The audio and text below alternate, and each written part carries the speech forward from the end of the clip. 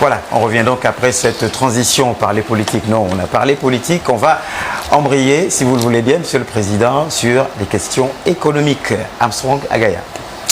Monsieur le Président, votre projet de société fait état de la souveraineté industrielle. Par exemple, parmi tous les points qui sont contenus là-dedans, quelles actions dans ce sens pensez-vous mener véritablement? Qu'est-ce qui pourrait expliquer cette prise de conscience? J'ai été ministre, et vous l'avez suffisamment rappelé. Ayant été ministre, j'ai voyagé dans mon pays et j'ai voyagé en dehors du Gabon. Oui. Un pays qui veut se développer doit prendre en main les leviers de son économie. Et la question de la souveraineté industrielle se pose. Ouais. Parce que notre pays, depuis maintenant 60 ans, sinon un peu plus, continue sur son territoire une économie héritée du modèle colonial, c'est-à-dire la rente. Et cette économie de rente, je rends encore hommage ici à un compatriote gabonais, Gabriel Tougou, qui a bien décrit dans un livre qu'il a publié récemment la question des damnés de la rente. Cette économie de rente n'a pas permis à notre pays de se développer. Et donc de ce point de vue, nous devons reprendre en main notre économie et engager une stratégie de diversification de l'économie. La souveraineté industrielle, ici, c'est d'abord la question de la maîtrise de nos matières premières, la maîtrise de leur transformation, la maîtrise des filières qu'il faut créer et des clusters à créer ici, sur le territoire national. Donc, il y a ce premier point de vue. Le second point de vue, c'est se dire, nous ne sommes peut-être pas en capacité de nous développer tout seuls, on a besoin de partenaires. Mais ces partenaires qui arrivent chez nous, dans quelles conditions est-ce qu'on les accueille? Donc, la question de ces partenariats-là, pour faire en sorte qu'il y ait un minimum prévu par la loi qui ferait que l'État gabonais ou des privés gabonais soient automatiquement des partenaires des groupes internationaux qui arrivent chez nous. Et ensuite, se dire que les différentes filières qu'on va développer, prenons la question de la filière bois. Sur la question de la filière bois, il y a eu le modèle qui a été proposé avec une coque. Ce modèle, il faut aller au-delà. Aujourd'hui, on va à Mekambo, on va à Mimongo, on coupe des grumes, qu'on transporte tout le long du territoire national jusqu'à Nkok. Il va falloir installer à l'intérieur du pays des unités de transformation. Donc, des mini-coques qui vont se déplacer à l'intérieur du pays pour créer sur place de l'emploi, des richesses et des PME sur place. Et donc, c'est une stratégie globale qui est en place et que nous avons pensé, non pas sur un coin de table avec quelques spécialistes, mais en allant sur le terrain, en discutant avec des acteurs économiques, en discutant avec les Gabonais, en discutant avec un certain nombre d'opérateurs. Voici la stratégie qu'on a proposée. Monsieur le Président, excusez-moi. Au cours de ces 19 derniers mois, nous avons assisté au rachat de plusieurs sociétés pétrolières et même dans le secteur bois avec le rachat très récent de la SNBG. Si l'on s'en tient à votre discours, est-ce que nous ne sommes pas là face à un cas pratique, face à une impulsion donnée justement à cette vision? À Salah, c'est une catastrophe financière et industrielle. Comment Tous ça, les indicateurs aujourd'hui, tous les journaux les plus sérieux, tous les indicateurs vous montrent, première chose, c'est que ces champs marginaux, lorsque vous voyez un opérateur sérieux s'en aller et céder à l'État, parce que les champs marginaux sont très difficiles à exploiter. Ça demande une technicité beaucoup plus importante, beaucoup plus de ressources. Et donc ce qui a été fait là a été un très mauvais choix. Et aujourd'hui, on vous montre bien que certains champs sont à sec, on ne peut plus rien trouver, notamment sur Assala. Ensuite, là, il y a Tullow. Quand vous avez encore une fois un industriel important qui s'en va, demain, ce sera Total qui s'en ira également, parce qu'il n'y a pas de nouvelles découvertes. Et donc, en réalité, on retrocède à l'État ce qu'un industriel privé n'arrive plus à exploiter parce que ce n'est plus rentable. Est-ce qu'il s'agit réellement d'une rétrocession, Monsieur le Président? Mais, Madame, premièrement, le code du pétrole qui a été élaboré et dont les textes d'application ont indiqué par des décrets que l'État gabonais se porte acquéreur en forme de préemption une fois qu'un opérateur s'en va, c'est dans les textes qui ont été pris sous Ali Bongo. Donc il n'a rien inventé là. C'est des textes qui existent sous Ali Bongo, il n'a rien inventé. Première chose. Deuxième chose, je vous dis, il n'y a pas derrière ça une stratégie industrielle claire. Vous avez aujourd'hui des hommes d'affaires prospères sur le continent et qui vous disent que ce n'est pas en amont pétrolier qu'il faut investir, c'est plutôt en aval. Aujourd'hui, vous savez chez qui on achète nos produits pétroliers transformés, c'est-à-dire chez qui on achète le carburant, on importe du Togo, le carburant. Parce qu'on n'a pas de capacité. Monsieur le Président, ce n'est peut-être pas tout à fait ça. Nous n'achetons pas du carburant au Togo. Le Togo ne vend pas de carburant. Le Togo est un espace de stockage de produits. Nous n'avons certainement pas... Mais de quoi vous parlez, madame? Si, Monsieur le Président, excusez-moi. Nous avons récemment interviewé la Sogara. Mais madame, je vous dis que le Aujourd'hui, Gabon... il y a même un projet d'extension justement de cette usine pour que le Gabon puisse enfin remplir le marché la demande du marché Madame, national. ce que je vous dis est factuel. Le Togo ne vend pas de pétrole, c'est même pas un pays pétrolier, Monsieur le Président. Madame, ce que je vous dis est Ce factuel. n'est qu'un espace de stockage. Est-ce que je peux parler? Allez-y, Monsieur le Président. Ils stockent pour vendre. Monsieur le candidat, on va dire. Ils stockent pour vendre.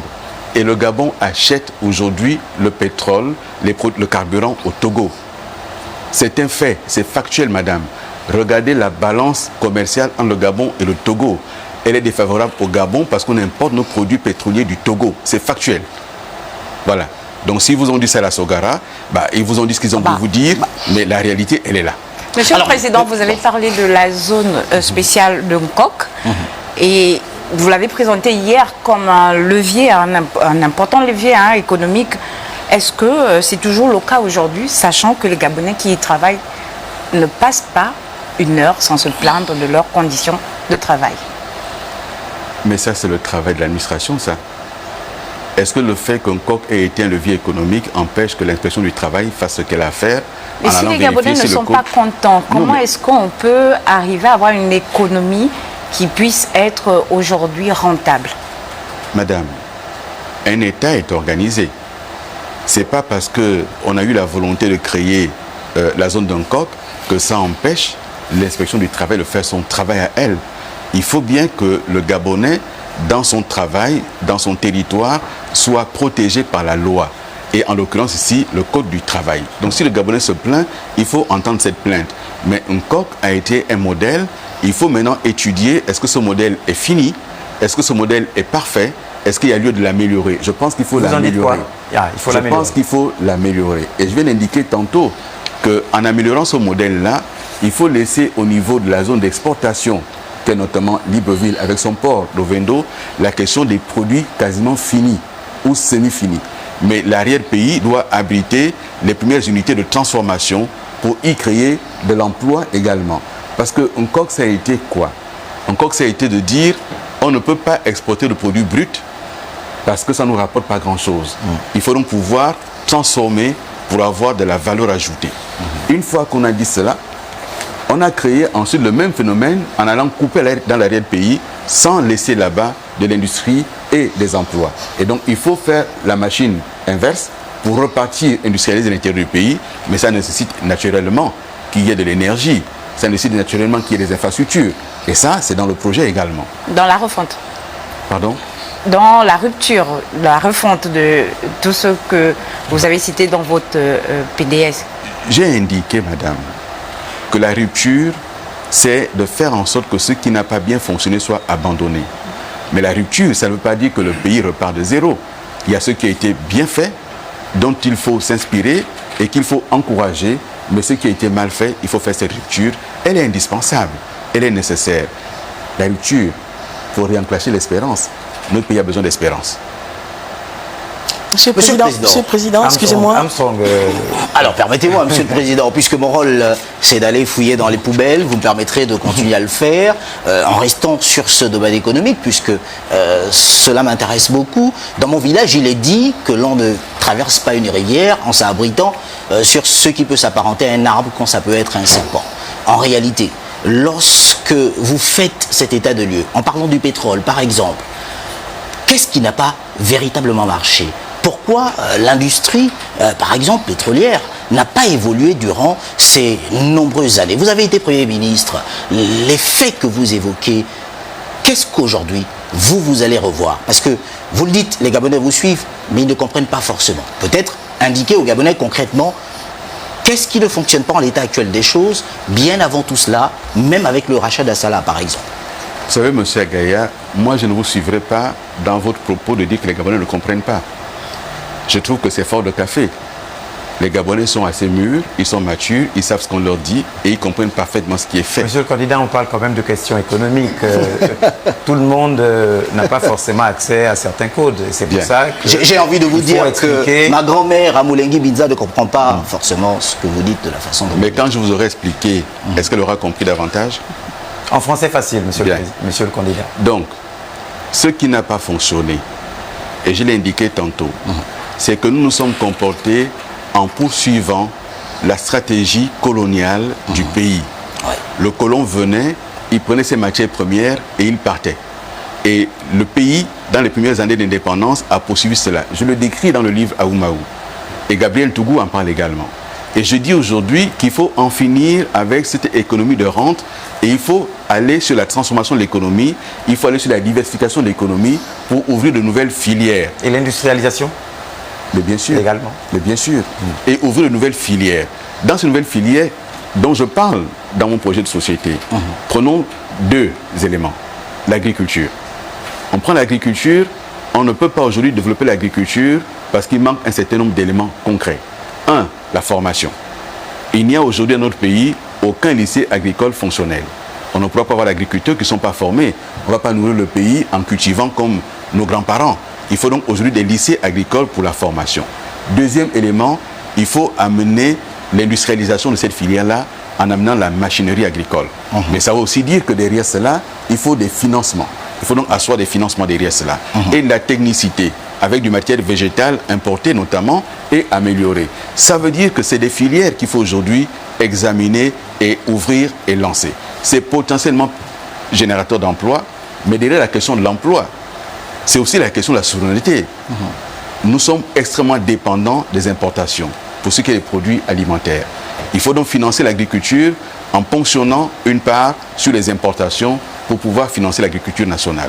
Et donc c'est une filière importante. Deuxième élément, la pêche. Nous avons, on nous dit 800 km de côte, en fait 1000 km de côte de long en large. Mais la profondeur de notre surface en mer, je l'ai dit tantôt, c'est presque équivalent à la surface terrestre. Et nous avons zéro industrie de pêche, zéro armement. Voici un secteur à développer totalement pour avoir de nouveaux éléments qui vont porter demain la croissance. Et la question des mines. Sur Belinga, moi je me suis battu pour qu'on lance Belinga. Pourquoi? Parce que nous sommes en concurrence sur ce dossier-là avec la Guinée-Conakry, notamment le jugement de Simandou. Le premier qui va lancer son jugement va freiner les autres. Si dans les 3-4 ans à venir, on n'a pas lancé Belinga et que la Guinée lance Simandou, il faudra attendre 15 à 20 ans avant que Belinga soit à nouveau un élément attractif sur le marché. Et donc voici des éléments concrets. Et l'après-pétrole, c'est déjà là. Nous n'avons plus aujourd'hui de nouvelles découvertes et le pétrole, il nous reste 10 à 15 ans d'exploitation maximum. Ça veut dire que si on continue comme cela, à ne pas diversifier l'économie, on va se retrouver dans le mur. Et quand on dit 10 ans pour un État, c'est demain. Voilà, voici la réalité. Monsieur Sauf le que Président, ça semble un peu utopique sur le court, le moyen et le long terme. Si vous êtes élu au soir du 12 avril 2025, quelle est la marge de temps que vous vous donnez pour arriver justement à ce niveau-là? Non, si vous permettez, ce n'est pas parce que vous n'avez pas compris un sujet que vous le qualifiez d'utopie. Ce dont je parlais est sérieux. De 2009 à 2023, ce sont les mêmes projets que les Gabonais ont entendus. Monsieur le Président, Donc, en réalité- dans le même ordre d'idée, nous avons eu un projet assez ambitieux, salué d'ailleurs, le projet Graines, qui a pompé énormément de sous. Et nous savons tous que ça n'a accouché d'une souris. Qu'est-ce qui n'a pas marché dans le temps? Mais de ce parce que projet nous le savons que ça a mal fonctionné, c'est pour ça que je propose un projet différent. Qu'est-ce qui n'a pas Alors, fonctionné, vous Monsieur le savez, Président? vous avez peut-être, vous, la possibilité de repartir corriger votre passé. Faites-le. Moi, j'ai un passé que j'assume. Je m'appelle Billy Biz. Je suis une panthère et j'ai mes tâches. J'assume mes tâches. Donc, j'ai été dans un pouvoir, j'assume ce qui a été bien fait, j'assume aussi les erreurs de ce pouvoir-là. Et je m'en inspire pour corriger. Et ce qui n'a pas fonctionné dans le programme Graines, c'est quoi?